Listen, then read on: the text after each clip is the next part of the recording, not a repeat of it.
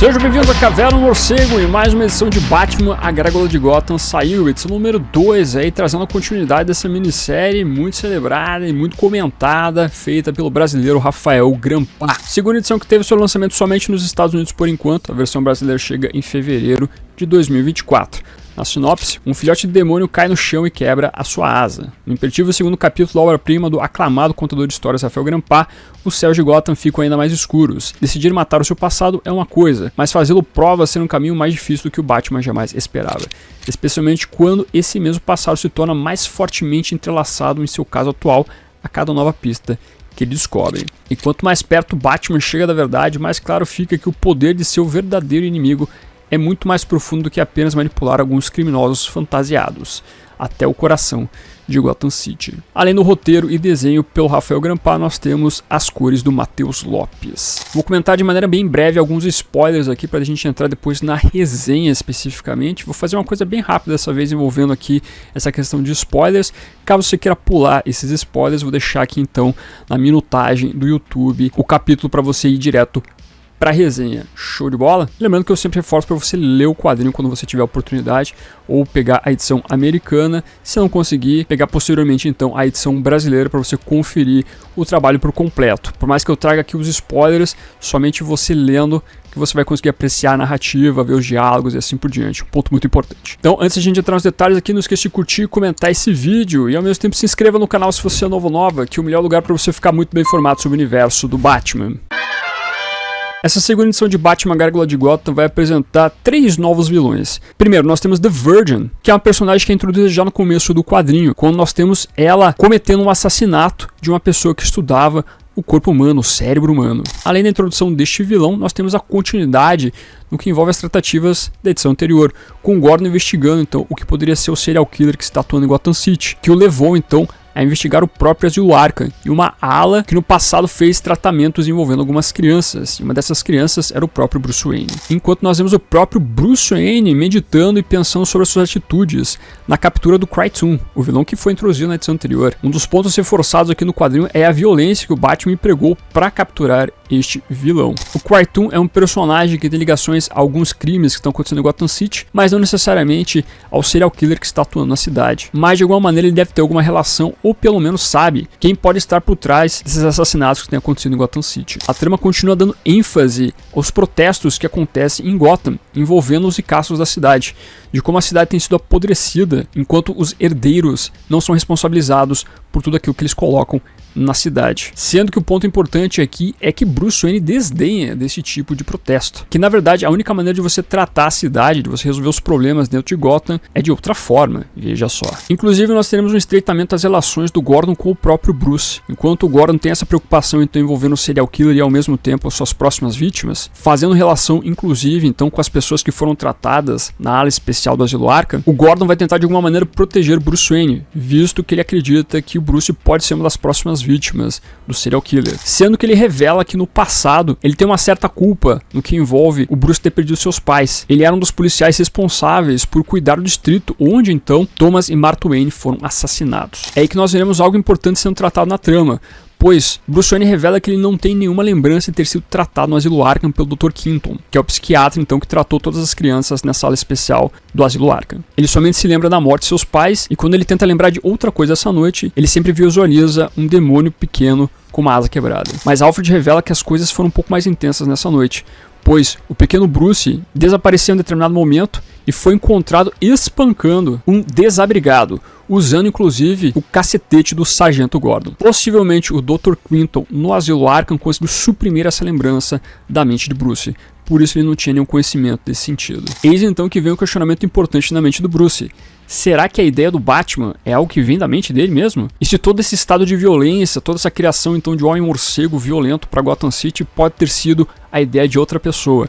Por isso sua mente não tem lembranças do seu passado, dessa noite em específico. Além disso, pro final do quadrinho nós temos mais uma introdução de um vilão, tal qual eu destaquei no começo da fala, que é o vilão chamado Mother, que faz referência obviamente na sonoridade da palavra a mãe, que é uma coisa que é referenciado muito nas falas do Bruce, do Batman, mas ao mesmo tempo faz referência à mariposa, que é um inseto que vive sendo rodeado então por esse personagem. Personagem esse que aparece na trama como um padre, que tem relações com uma espécie de seita que é tratada na trama por completo. No final do quadrinho, nós teremos a aparição então de um terceiro antagonista, possivelmente, visto que, dentro das investigações do Gordon e do Batman, eles descobrem um sinal que leva o Homem-Morcego a um prédio. E lá, então, ele é recebido por várias pessoas pertencentes então, a essa seita, e ao mesmo tempo um homem fazendo referência, então, ao demônio pequeno que tem sua asa quebrada e dando as boas-vindas ao Batman. Muitas introduções de personagens novos para esta trama aqui, né? Aí no Krypton, que foi introduzido na primeira edição, nós temos, então, The Virgin, que, na verdade, não é necessariamente destacado com esse nome, mas o autor já tinha dado a dica envolvendo o nome desse personagem ou dessa personagem. Temos também o Mother e ao mesmo tempo essa figura misteriosa que aparece no final, né, que tem essa igreja barra seita. Mas todas essas introduções ainda são um grande mistério para trama por completo. As peças estão sendo colocadas para a gente entender mais para frente como elas se relacionarão com toda a temática do quadrinho. E para mim, o grande detalhe que envolve essa história, ou essa edição especificamente, é a tratativa da violência. A violência do Batman e como ele emprega isso em Gotham City por completo.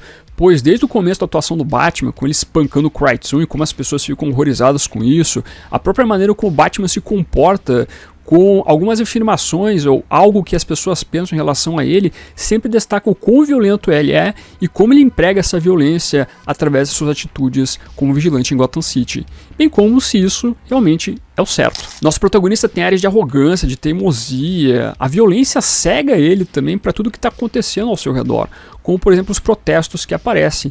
Toda vez que você vê alguém falar sobre isso, o próprio Alfred dá algumas alfinetadas em relação ao tudo que está acontecendo, o Bruce é bem ríspido nas respostas. Ele fala que é tudo uma porcaria, que as pessoas que pensam isso ou que protestam contra, por exemplo, os ricaços de Gotham City, estão errados, são pirralhos que não sabem de nada, que a única maneira de você resolver o problema em Gotham City é batendo todo mundo, é espancando todo mundo, é você fazer um terror pra cá. Realmente essa versão do Batman do Grandpa é uma das versões aí mais chatinhas do Homem-Morcego.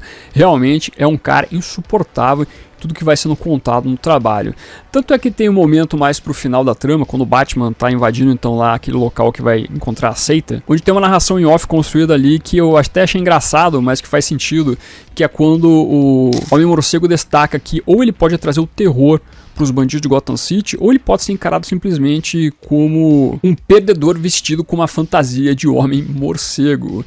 Ele até fala, eu prefiro ser visto nesse momento como um perdedor que usa uma fantasia de morcego porque eu quero que essa galera tente bater em mim. Eu quero usar a violência contra eles. O Batman se alimenta da violência aqui fortemente. É como se fosse uma espécie de vício para ele, de certa maneira. A raiva age nesse Batman de uma maneira a ponto de ele não querer trazer aquele princípio básico do Homem-Morcego, que é causar o medo pros bandidos, né, pra galera temer ele. Ele na verdade aqui realmente quer atacar o Sidney aí e quer sair batendo em todo mundo, quer descontar toda a sua raiva em todos que estão passando na sua frente. É claro que a gente vai ter que ver esse arco de construção mais pro final do quadrinho por completo, né, qual vai ser o arco de aprendizado desse personagem, se realmente ele vai entender que a violência empregada é algo errado, se realmente ele vai entender que as atitudes que ele está tomando durante a história são erradas ao extremo, ou se haverá uma glorificação total do que ele tem feito. Eu acredito que não vá para esse lado aqui, né? Porque realmente é pontuado como muito errado as atitudes do nosso protagonista.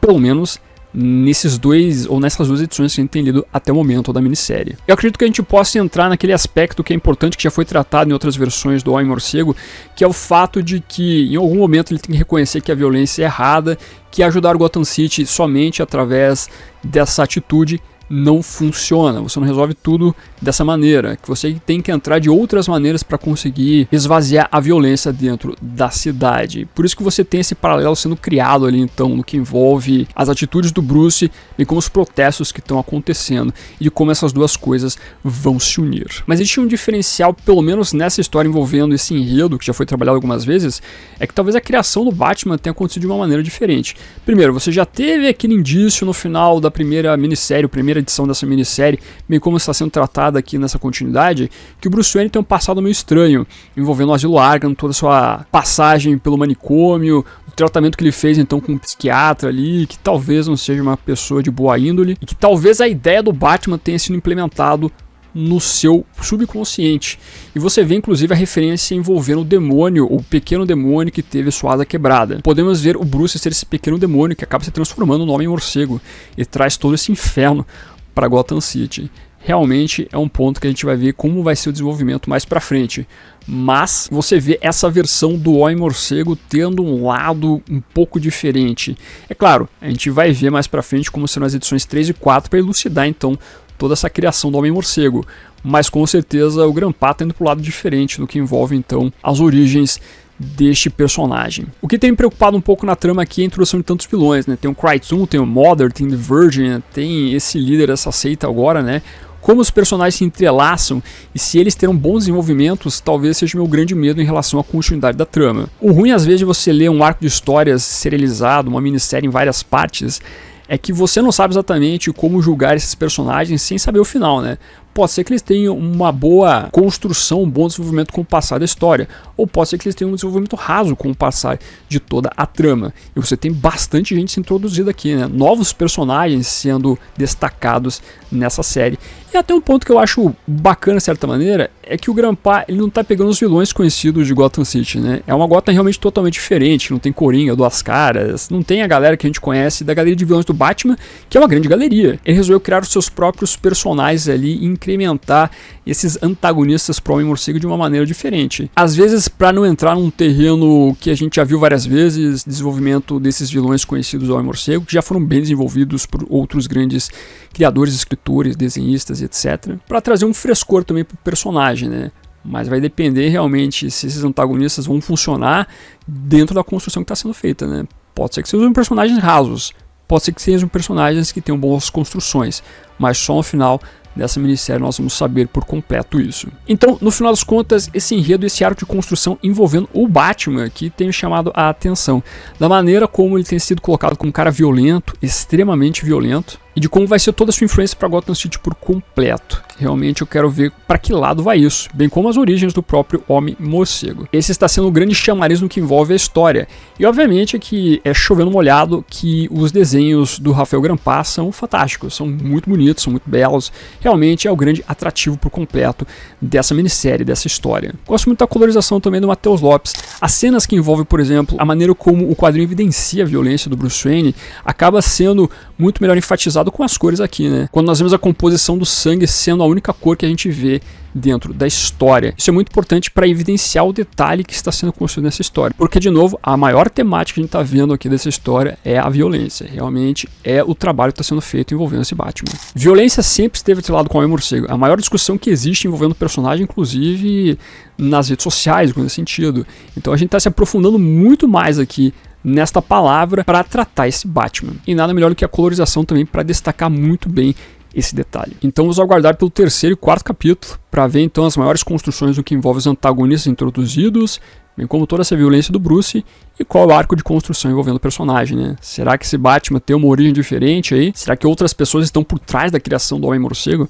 Vamos descobrir mais pra frente aí com a trama do Rafael Grandpa e do Matheus Lopes. Mas eu quero saber de você, já leu essa segunda edição? Não leu? Vai esperar chegar no Brasil? Gostou, não gostou? Traga os comentários aqui embaixo, quero saber tudo de você. Aproveite e veja outros vídeos do canal, como as considerações da primeira edição dessa minissérie. Dá uma olhadinha lá no que eu falei sobre o trabalho. Deixa aqui o emoji morceguinho nos comentários pra simbolizar que você ficou até o final do vídeo. Muito obrigado, curta, compartilha, se inscreva no canal se você é nova, marque o sininho pra ser notificado nos vídeos. É isso, vou ficando por aqui. Como sempre, no final do vídeo nós temos os membros do canal, a galerinha que mantém este canalzinho aqui de pé. Agradeço demais a colaboração de vocês, bem como de você que faz suas compras através dos links da Panini, Amazon, Magazine Luiza, Submarino e assim por diante. Meu muito obrigado como sempre, e se você está chegando agora e quiser ajudar o canal, os links estarão na descrição. Aproveita que você tá aí, meu amiguinho, dá uma olhadinha no vídeo que está aparecendo agora. É um vídeo que vale o seu clique. Agradeço a sua companhia, até a próxima e fui.